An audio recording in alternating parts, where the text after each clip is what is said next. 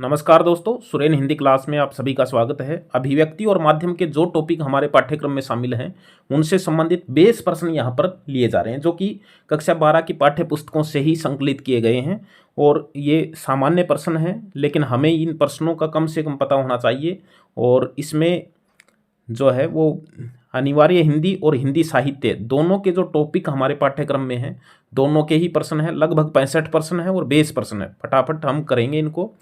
पहला प्रश्न है, सर्व जनसंचार का माध्यम कौन सा है? सर्वे का मतलब होता है जिससे केवल सुना जाता है, तो वो रेडियो होता है, रेडियो। और इसको हम एक रेखीय भी कहा जाता है। इसको रेडियो किस तरह का है माध्यम? एक रेखीय है, क्योंकि इससे केवल एक ही काम होता है, सुनने का काम होता है। टेलीविजन जो होता है इसे देखने और सुनने दोनों का काम होता है। दूसरा प्रश्न है, भारत में पहला छापाखाना कब कहाँ लगाया गया? भारत में पहला छापाखाना जो है वो 1556 गोवा में लगाया गया था। 1556 गोवा में जो है वो भारत का पहला छापाखाना लगाया गया था। इनमें से कौन सा उल्टा पिरामिड शैली का अंग नहीं है? अब देखो, उल्टा पिरामिड शैली क्या है? उल्टा पिरामिड समाचार लेखन की शैली होती है, या फिर यूं कह सकते हैं कि समाचार लेखन की सर्वश्रेष्ठ शैली क्या है? वो उल्टा पिरामिड शैली होती है। इसके 3 अंग होते हैं। इंट्रो होता है, बॉडी होती है, समापन होता है, मध्य भाग नहीं होता है। यानी इसके 3 भाग होते हैं, इंट्रो, बॉडी और समापन। मध्य भाग जो है वो इसका अंग नहीं होता है।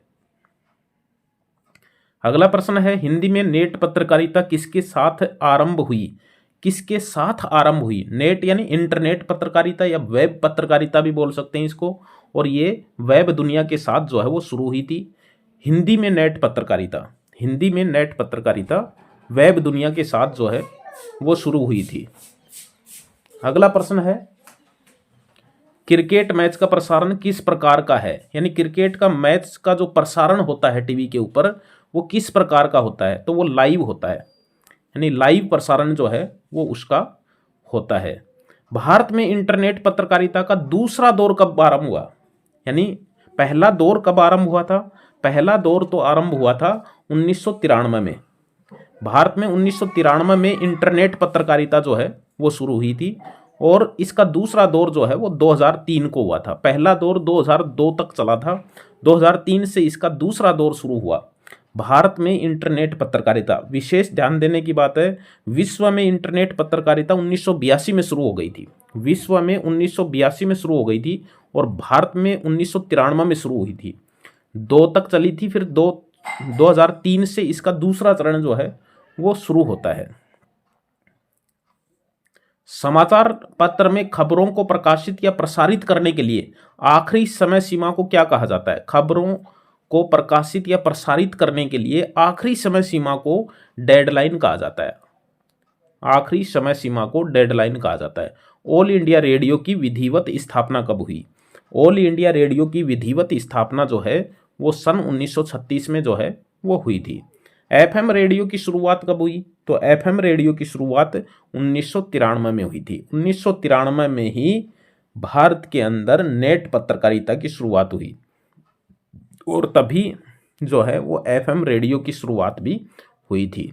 किसी भी खबर को संपूर्णता के साथ पेश करना क्या कहलाता है? यदि किसी भी खबर को हम संपूर्णता के साथ पेश करते हैं तो एंकर पैकेज कहा जाता है। एंकर पैकेज जो है उसको कहा जाता है कि संपूर्णता के साथ किसी खबर को प्रकाशित किया जाए। समाचार में इंट्रो होती है मुखड़ा, यानी उसका जो मुख है उसको इंट्रो कहा जाता है। समाचार के इंट्रो या लीड को हिंदी में क्या नाम से जानते हैं? तो वो मुखड़ा नाम से जाना जाता है। इंट्रो जो है वो मुखड़ा नाम से जाना जाता है। इंट्रो, बॉडी और समापन 3 अंग होते हैं। देखिए, समाचार के 3 अंग होते हैं, इंट्रो, बॉडी और समापन। प्रिंट मीडिया यानी मुद्रण माध्यम की शुरुआत मानी जाती है। प्रिंट मीडिया की शुरुआत जो है वो चीन से मानी गई है। रेनेसा शब्द का अर्थ क्या है? रेनेसा शब्द का अर्थ होता है पुनर्जागरण। भारत में आधुनिक छापे खाने के आविष्कार का श्रेय किसे दिया जाता है? यानी आधुनिक छापे खाने के आविष्कार का श्रेय जो है वो किसे दिया जाता है? तो वो दिया जाता है गुटेनबर्ग को। गुटेनबर्ग जर्मनी को जो है वो दिया जाता है। किसका? आधुनिक छापे खाने के आविष्कार का श्रेय। आधुनिक छापे खाने के आविष्कार का श्रेय। हिंदी नेट संसार का संपूर्ण पोर्टल किसे माना जाता है? वो माना जाता है नई दुनिया को। हिंदी नेट संसार का संपूर्ण पोर्टल किसे माना जाता है? नई दुनिया को माना जाता है। इंटरनेट पत्रकारिता में भारत की पहली साइट किसे माना गया है? तो वो पहली साइट माना गया है rediff.com को। इंटरनेट पत्रकारिता में भारत की पहली साइट किसे माना जाता है? rediff.com को माना जाता है। रेडियो समाचार लेखन में तैयार की जा रही समाचार कॉपी में शब्दों को कितने स्पेस में लिखा जाता है? रेडियो समाचार के लिए यदि समाचार कॉपी में शब्दों को लिखा जाता है तो कितने स्पेस से लिखा जाता है? ट्रिपल स्पेस के साथ जो है वो लिखा जाता है, यानी 3 स्पेस दिए जाते हैं तब अगला शब्द जो है वो लिखा जाता है।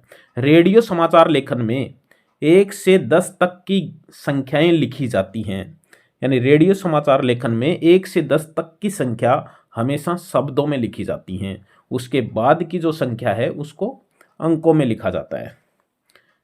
नई वेब, देखिए नई वेब भाषा में HTML की फुल फॉर्म क्या है? नई वेब भाषा में HTML की फुल फॉर्म क्या है? तो वो है hyper text markup language. Markup language, hyper text markup language. मूलतः रेडियो कैसा माध्यम है? ये मैंने बताया था कि रेडियो केवल सर्वे यानी एक रेखीय होता है, लीनियर भी कहा जाता है उसको। एक रेखीय जो है वो माध्यम है, एक रेखीय माध्यम है। विश्व में इंटरनेट पत्रकारिता की पहला दौर कब माना जाता है? 1982, और भारत के अंदर 1993। ये ध्यान में रखना है। विश्व में इंटरनेट पत्रकारिता का दौर 1982 में शुरू हुआ और भारत के अंदर 1993 में शुरू हुआ, और 1993 में ही FM रेडियो की शुरुआत जो है वो भारत में हुई है। रेडियो समाचार लेखन में एक लाइन में अधिकतम शब्दों की संख्या कितनी होनी चाहिए? रेडियो समाचार लेखन में एक लाइन में अधिकतम शब्दों की संख्या 12 से 13 होनी चाहिए। शब्द में स्पेस कितना दिया जाता है? 3 स्पेस दिए जाते हैं रेडियो समाचार लिखते हैं तब। रेडियो समाचार लेखन में 11 से 999 तक की संख्याओं को लिखना चाहिए, तो वो अंकों में लिखना चाहिए। मैंने बताया अभी कि 1 से लेकर 10 तक की संख्या को शब्दों में लिखा जाता है, और फिर 11 से लेकर 999 तक की संख्याओं को लिखना चाहिए किसमें? अंकों में लिखना चाहिए, अंकों में ही लिखा जाता है। टेलीविज़न खबर के कुल कितने चरण होते हैं? 7 चरण होते हैं। टेलीविज़न खबरों के कुल 7 चरण जो है वो होते हैं। कौन सा अखबार प्रिंट के रूप में न होकर सिर्फ इंटरनेट पर ही उपलब्ध है? इनमें से कौन सा अखबार है? देखो, राजस्थान पत्रिका प्रिंट होता है, हिंदुस्तान होता है, अमर उजाला होता है। प्रभा साक्षी जो है केवल इंटरनेट पर ही उपलब्ध होता है, प्रिंट नहीं निकलता है उसका। ये रेडियो माध्यम कैसा है? तो रेडियो माध्यम का हमने पढ़ लिया है। सर्व माध्यम, रेडियो जो है वो सर्व माध्यम है, केवल सुना जाता है, और एक रेखीय माध्यम है, लीनियर भी कहा जाता है, जिसको लीनियर भी कहा जाता है। कौन सा जनसंचार माध्यम निरक्षर व्यक्ति के लिए उपयोगी नहीं है? तो निरक्षर व्यक्ति के लिए कौन सा उपयोगी नहीं है? समाचार पत्र जो है वो अनपढ़ या निरक्षर के लिए जो है वो उपयोगी नहीं होता है। अब हमारे कुछ प्रश्न हैं इसमें जो कि अभिव्यक्ति माध्यम किताब से हिंदी साहित्य के जो टॉपिक हैं, जैसे कविता, कहानी, नाटक लेखन, उसके तत्व कौन से हैं, ये हमारे पाठ्यक्रम में हैं, उनसे संबंधित प्रश्न है। कुछ समाचार लेखन से संबंधित प्रश्न भी इसमें हैं कि किसी भी विशेष स्थिति का अनुकरण कहलाता है, नाटक कहलाता है। ये ध्यान में रखना हमें, किसी भी विशेष स्थिति का अनुकरण कहलाता है नाटक। देखो, इसमें प्रश्न 2 से शुरू है। ये पहला प्रश्न है, नाटक में कितने अंक होते हैं? मुख्यतः कितने अंक होते हैं? तो नाटक में मुख्यतः 3 अंक होते हैं। दूसरा प्रश्न है, किसी विशेष स्थिति का अनुकरण नाटक ही कहलाता है। और कविता का जन्म किस रूप में हुआ है? कविता का जन्म जो है वो वाचिक रूप में हुआ है, यानी वाचन हुआ है उसका, वाचिक रूप में जो है कविता का जन्म जो है वो हुआ है। कविता की अनजानी दुनिया का सबसे पहला उपकरण क्या है? कविता की अनजानी दुनिया का सबसे पहला उपकरण शब्द है। सबसे पहला उपकरण शब्द है। और जन्म किस रूप में हुआ है? वो हुआ वाचिक रूप में। कविता की आंतरिक लय किसे बताया गया है? कविता की आंतरिक लय जो है वो बिंब और छंद को बताया गया है। बिंब और छंद को बताया गया है। अच्छा, कविता का तत्व क्या होता है? संवेदना। मुख्य तत्व संवेदना होता है। कविताओं को इंद्रियों से पकड़ने में सहायक होते हैं, इंद्रियों से पकड़ने में सहायक होते हैं, वो होते हैं बिंब और छंद ही जो है वो सहायक होते हैं। सुमित्रानंदन पंत ने कविता के लिए किस तरह की भाषा पर बल दिया है? तो वो चित्रात्मक भाषा पर बल दिया है, क्योंकि प्राकृतिक चित्रण उन्होंने ज़्यादा किया है, तो चित्रात्मक भाषा पर बल दिया है। कविता के घटक किससे परिचालित होते हैं? तो कविता के घटक जो है वो परिवेश और संदर्भ से जो है वो परिचालित होते हैं। नाटक लिखते समय नाटककार को नाटक की किस मूल विशेषता को ध्यान में रखना चाहिए? यानी नाटक लिखते समय नाटककार को नाटक की किस मूल विशेषता का ध्यान रखना चाहिए? वो है समय का बंधन। यानी उसमें समय का बंधन जो है वो बिल्कुल ध्यान रखने की आवश्यकता है। नाटक के प्रत्येक अंक की कम से कम कितनी अवधि होनी चाहिए? वो 48 मिनट की अवधि होनी चाहिए एक अंक की। नाटक में कम से कम 3 अंक होते हैं, मुख्यतः 3 अंक होते हैं। एक अंक की अवधि 48 मिनट जो है होनी चाहिए। साहित्य की सभी विधाओं में नाटक के सबसे ज़्यादा निकट कौन सी रचना है? देखो, साहित्य की जितनी भी विधाएं हैं उनमें नाटक के सबसे अधिक निकट जो है वो कविता है, क्योंकि नाटक में बीच बीच में कविताएं भी जो है वो लिखी जा सकती हैं और लिखी जाती हैं। ये देखो, ये हमने पढ़ लिया, कविता जो है वो नाटक के निकट होती है। नाटक का सबसे जरूरी व सशक्त माध्यम कौन सा है? नाटक का सबसे जरूरी व सशक्त माध्यम जो है वो संवाद होता है। कविता का कौन सा है तत्व? वो है संवेदना तत्व है उसका, और नाटक का है संवाद। साहित्य की सभी विधाओं में जीवंत माध्यम कौन सा है? तो साहित्य की सभी विधाओं में जीवंत माध्यम जो है वो नाटक ही होता है, क्योंकि उसमें अभिनय भी किया जाता है। साहित्य की सभी विधाओं में कौन सी विधा वर्तमान काल में घटित होती है? तो वर्तमान काल में जो घटित होती है वो नाटक ही है, क्योंकि जिंदगी एक नाटक है, तो वर्तमान काल में घटित होती है वो नाटक है। कहानी का केंद्रीय बिंदु किसे माना जाता है? कहानी का जो केंद्रीय बिंदु है वो कथानक को माना जाता है। नाटक का संवाद को माना जाता है, कविता का संवेदना। ये हमें 3 शब्द तो जरूर ध्यान में रखने, कविता का कविता का संवेदना, नाटक का संवाद और कहानी का कथानक। कहानी को रोचक बनाने के लिए कौन सा तत्व आवश्यक है? कहानी को रोचक बनाने के लिए द्वंद्व तत्व जो है वो बहुत ही आवश्यक है। द्वंद्व जो है वो उसमें होना चाहिए। कहानी को गति प्रदान करने वाला तत्व कौन सा होता है? तो वो होता है संवाद। संवाद से ही कहानी को गति जो है वो प्रदान की जाती है। कथानक को आगे बढ़ाने का काम कौन करता है? तो वो द्वंद्व करता है। कविता की संरचना का मूल तत्व कौन सा है? वो संवेदना है। देखो, ये मैंने बता दिया, संवेदना है। कविता में संवेदना को, नाटक में संवाद को और कहानी में कथानक को याद रखना है। जनसंचार के माध्यमों में सबसे पुराना माध्यम कौन सा है? जनसंचार के माध्यम में सबसे पुराना माध्यम होता है प्रिंट माध्यम। प्रिंट माध्यम। समाचार की शुरुआत में कौन से 2 ककार होने चाहिए? देखो, समाचार की शुरुआत में 2 ककार कौन से होने चाहिए? ककार कुल कितने होते हैं? 6 ककार होते हैं। क्या, कौन, कब, कहाँ, क्यों और कैसे, 6 ककार होते हैं। और इसमें पहले 2 जो हैं वो समाचार लेखन में काम में आते हैं। ये देखो, क्या और कौन, क्या, कौन, कब, कहाँ, क्यों, कैसे, 6 ककार होते हैं। तो प्रारंभ में इन 2 की होती है। समाचार के पत्रकार कितने प्रकार के होते हैं? पत्रकार 3 प्रकार के होते हैं। पूर्णकालिक पत्रकार, अंशकालीन पत्रकार और फ्रीलांसर पत्रकार। 3 प्रकार के पत्रकार होते हैं। समाचार लेखन में कितने ककार होते हैं? समाचार लेखन में 6 ककार होते हैं। क्या, कौन, कब, कहाँ, क्यों, कैसे, 6 ककार होते हैं।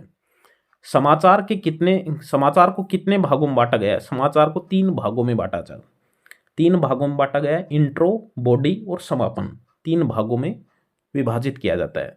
उल्टा पिरामिड शैली निम्न में से किस सृजनात्मक लेखन में उपयोगी है? तो वो समाचार में है। उल्टा पिरामिड समाचार में है। समाचार की श्रेष्ठ शैली उल्टा पिरामिड शैली है। कितने भाग होते हैं? 3 भाग होते हैं, इंट्रो, बॉडी और समापन। सुव्यवस्थित सृजनात्मक आत्मनिष्ठ लेखन कहलाता है फीचर। सुव्यवस्थित सृजनात्मक आत्मनिष्ठ लेखन कहलाता है फीचर। फीचर एक मनोरंजक सूचनात्मक लेखन है फीचर। विशेष रिपोर्ट कितने प्रकार की होती है? 4 प्रकार की।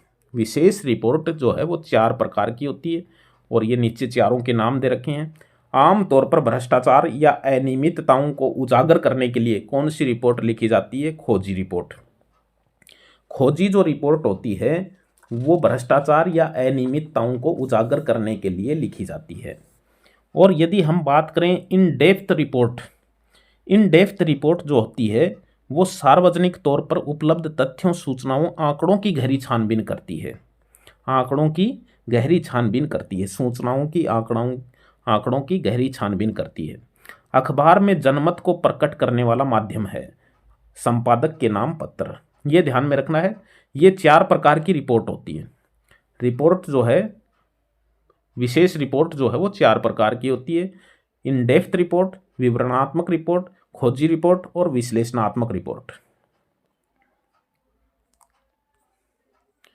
एक अच्छे साक्षात्कारकर्ता में कौन से गुण होने चाहिए? तो ये होने चाहिए उपयुक्त सभी। धैर्य होना चाहिए, कूटनीति होनी चाहिए, संवेदनशीलता भी उसमें होनी चाहिए। संवाददाताओं के बीच उनकी दिलचस्पी और ज्ञान के आधार पर काम का विभाजन क्या कहलाता है? तो ये एक डिलीट पर्सन है इसमें, ये इसके विकल्प सही नहीं है। तथ्यों की खोज या विश्लेषण पर जोर किस माध्यम में दिया जाता है? तथ्यों की खोज और विश्लेषण पर विशेष रिपोर्ट में जो है वो जोर दिया जाता है। अच्छे लेखन के लिए आवश्यक नहीं है आम बोलचाल की भाषा, लेखन में कसावट, वाक्यों की जटिलता, लेखन में विविधता जो है वो अच्छे लेखन के लिए आवश्यक नहीं है। पत्रकारीय लेखन का सबसे जाना पहचाना रूप है। पत्रकारीय लेखन का सबसे जाना पहचाना रूप जो है वो समाचार होता है। किस रिपोर्ट में सार्वजनिक तौर पर उपलब्ध तथ्यों, सूचनाओं, आंकड़ों की गहरी छानबीन की जाती है? वो है इन डेप्थ रिपोर्ट। ये मैंने बताया था। रिपोर्ट जो है ये विशेष रिपोर्ट 4 प्रकार की होती है, जिसमें इन डेप्थ रिपोर्ट जो है उसमें तथ्यों, सूचनाओं और आंकड़ों की गहरी छानबीन की जाती है। अखबार की आवाज़ माना जाता है, तो अखबार की आवाज़ जो है वो संपादकीय होता है, संपादक द्वारा लिखा जाने वाला लेख जो है वो। आमतौर पर विचारपरक लेख आमतौर पर विचारपरक लेख अखबार के किस पृष्ठ पर प्रकाशित होते हैं? तो ये संपादकीय पृष्ठ पर जो है वो विचारपरक लेख जो है वो प्रकाशित होते हैं। तो ये हमारे लगभग 65 प्रश्न हैं। फिर मिलेंगे अच्छे प्रश्नों के साथ, तब तक के लिए बाय।